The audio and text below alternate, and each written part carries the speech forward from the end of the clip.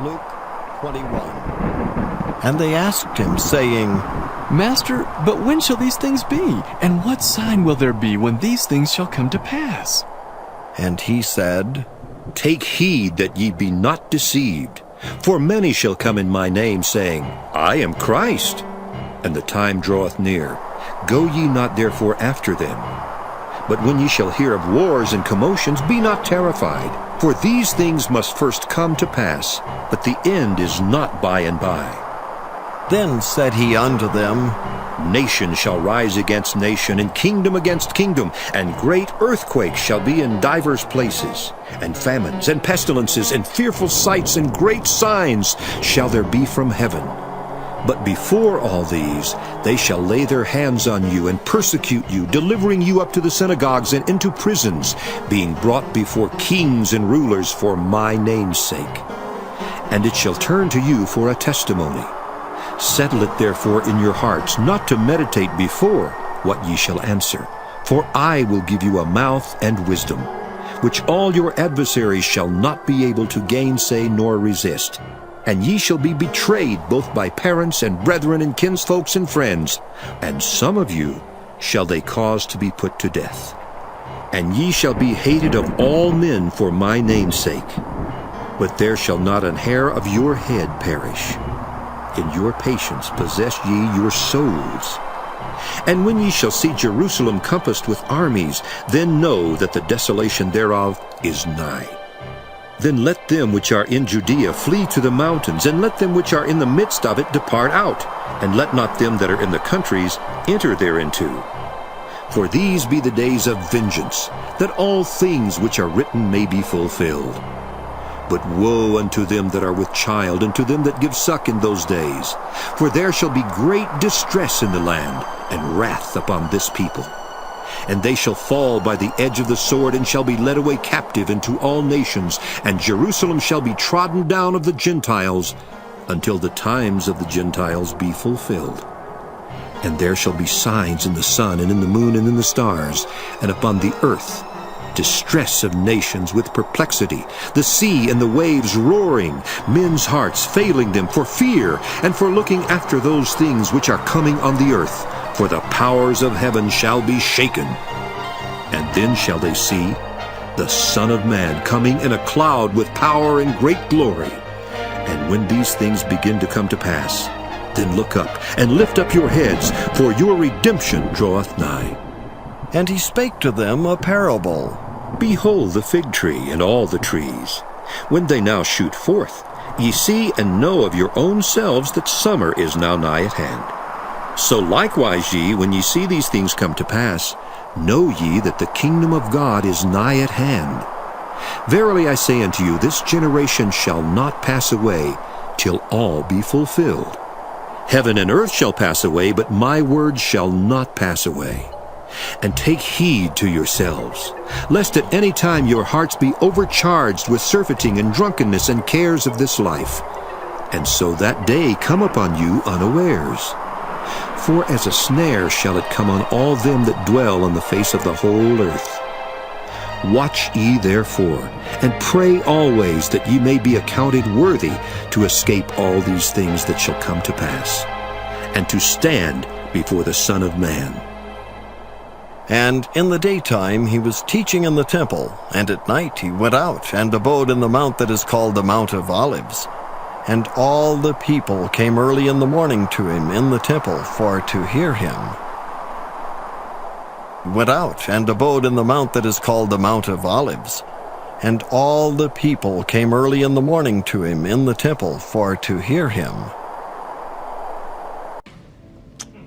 I mean, the first thing, let me restate the thing that I said before, which is that it is consistent with long-standing practice for the leader of a foreign government, when they're planning to visit the United States, to contact and coordinate that visit with the leader of the United States. And so, the invitation that was extended and the acceptance of that invitation did represent a departure from protocol. But ultimately, it's the responsibility of the Speaker of the House to make decisions about the floor schedule of the House of Representatives. President, at this point, does not plan to meet with Prime Minister Netanyahu on this visit that apparently is scheduled for March. The reason for that is that Prime Minister Netanyahu's visit comes about 2 weeks before the Israeli elections. And this administration goes to great lengths to ensure that we don't give even the appearance of interfering or attempting to influence the outcome of a democratically held election in another country. This president has certainly not allowed the disagreement over our Iran approach to in any way shake the commitment of the United States to the national security of Israel.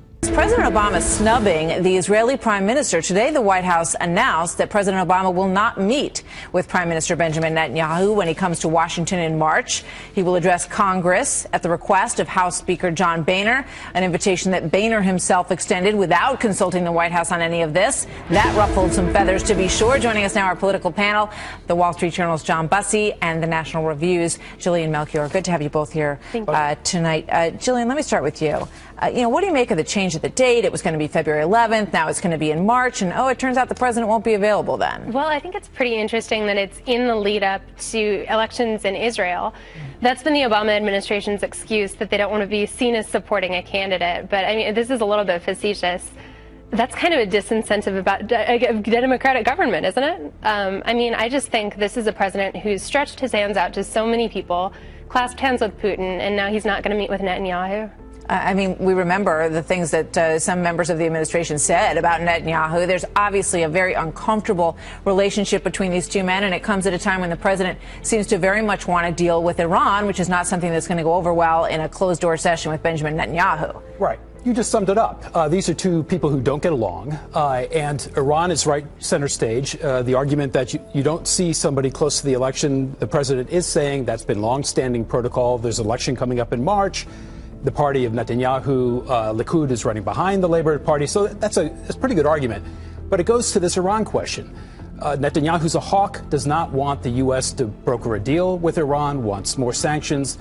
Boehner feels similarly. Netanyahu will speak to the hawk element within Congress, and Obama doesn't like that. Yeah. So what do you make of John Boehner's move here, Julian? Clearly he went around the White House to set this up, and it's a way to speak directly to the American people, right? Yeah, I think it's a bold move on his behalf. I think what Boehner probably realizes is that, the longer we talk with Iran, the longer we spend negotiating, the more time that buys them to work on their nuclear project. I think he is attempting to take Congress in a way that sends a bold message to Iran, even if the president won't. It's so stunning when you think about what we're discussing here, that the leader of Israel is coming to the United States, one of our greatest allies, and the president seems to be, sort of seeking a back door and an excuse not to speak with him? Well, it's politics. It's a bit of soap opera. And again, a long-standing disagreement between these two men on everything from settlement policy in Israel to Iran to the peace negotiations to the Gaza war. So it goes pretty deep. But in this instance, politics is politics. Cameron was just in town speaking to Congress people on behalf of the administration's position. There's a little bit of disingenuousness in saying that Netanyahu now came. But when you think about what Liz Cheney said, she pointed out four, capital centers in the Middle East that Iran now has a tremendous amount of influence over. 4 of them. Yeah. In Syria, in Libya, she pointed out. She talked about Yemen as well. And so we have Iran increasing its influence in all of these power centers, and then you've got our ally coming from Israel to speak to Congress. It's just it's a situation I don't think anybody would have imagined a couple of years ago. It's crazy, and I think what really drives me nuts about this is, first of all, nothing in the Middle East has gotten better under Obama.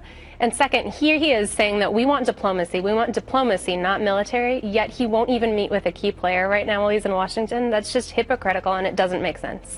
Thank you very much, John and Jillian. We'll see you later. Thank you. Back later. Thanks for that. Prime Minister Netanyahu's plans to address Congress on March 3rd, 2 weeks before the Israeli election, is causing new fractures in an already brittle relationship. The White House is furious with the Israeli leader for accepting House Speaker John Boehner's invitation. Aides say last week President Obama, in an angry phone call, warned Netanyahu not to interfere in his battle with Congress over Iran sanctions. But they say Netanyahu secretly plotted to do the opposite, arranging behind the president's back to deliver a speech critical of his policy. Certainly, if we had the opportunity to weigh in on that schedule a little bit more, we would welcome that opportunity and probably make a variety of changes. It's the latest confrontation in a series of growing tensions between the two allies. Last March, in a testy Oval Office meeting, Netanyahu rebuffed Obama's attempts to accept a peace deal with Palestinians. In October, the White House denied the Israeli defense minister high-level meetings over his harsh criticism of Secretary of State John Kerry's peace efforts. But frustrations reached new heights after a top White House official used an expletive to describe Netanyahu, saying in an interview with Atlantic magazine he had, quote, no guts to make peace with the Palestinians. U.S. officials say Secretary Kerry, who in the last month made more than 50 phone calls to allies on behalf of Israel to stop action in the UN Security Council and International Criminal Court, is running out of patience. If the administration wants to get anywhere on the Israeli-Palestinian issue, on dealing with Iran, on stabilizing the region, they're going to have to find a way to manage their relationship with Israel. U.S. officials insist Washington's support for Israel's security will remain despite political tensions. But the timing couldn't be worse, as the Middle East itself teeters on the brink.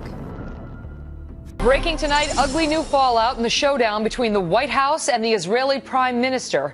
And the stakes are very high. Welcome to the Kelly File, everyone. I'm Megyn Kelly. Today it got personal and it got angry. Israeli media reports say White House officials unloaded on Prime Minister Benjamin Netanyahu after he accepted an invitation from Congress to speak about the threat from Iran, a move made without anyone consulting the administration. The story in the Haaretz newspaper quoted one senior White House official as saying Netanyahu, quote, spat in our face publicly, and that's no way to behave, adding that, quote, there will be a price. Charles Krauthammer is here, but first, Trace Gallagher reports live in our West Coast newsroom. Trace? Megyn, the White House would like to have weighed in on the Netanyahu visit and does believe it's a violation of protocol, but in the end says it's up to Speaker of the House John Boehner to decide who addresses Congress. Now, that's the on-the-record version. Behind the scenes, the administration appears to be furious, with a senior official telling the Israeli newspaper Haaretz, quoting again, Netanyahu ought to remember that President Obama has a year and a half left to his presidency and that there will be a price. President Obama believes Netanyahu's speech to Congress could rally opposition to a nuclear deal with Iran, undercutting years of negotiations. The president and prime minister have publicly clashed before, primarily over Israeli settlements in the West Bank. And it's also not the first time senior administration officials have issued anonymous and acrimonious statements, even reportedly calling Netanyahu a, quote, chicken blank. The Washington Post says Secretary of State John Kerry is also highly offended by Netanyahu's apparent disrespect.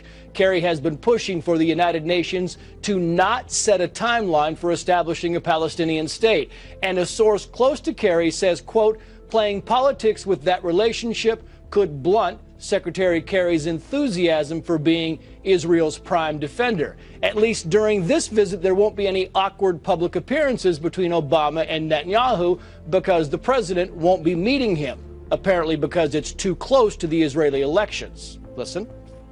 And this administration goes to great lengths to ensure that we don't give even the appearance of interfering or attempting to influence the outcome of a democratically held election in another country.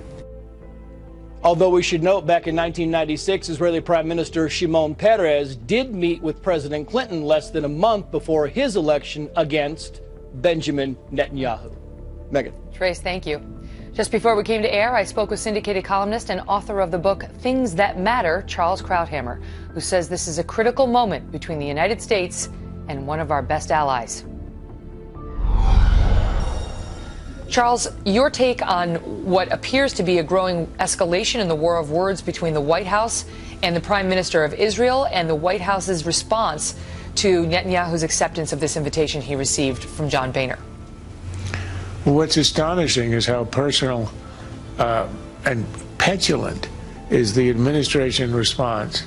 Reducing this to a kind of schoolyard brawl. What prompted this, I think, at least on the part of the Speaker of the House inviting Netanyahu, is the unprecedented thing that happened just a few days earlier, even before the State of the Union, when the Prime Minister of Britain was here in the United States and admitted openly to lobbying senators on the nuclear issue.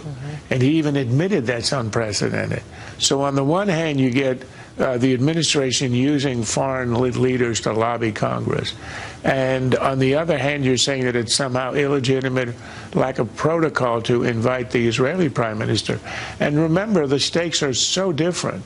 For the British, this is sort of an abstract issue, possible threat way down the road. For the Israelis, this is life and death.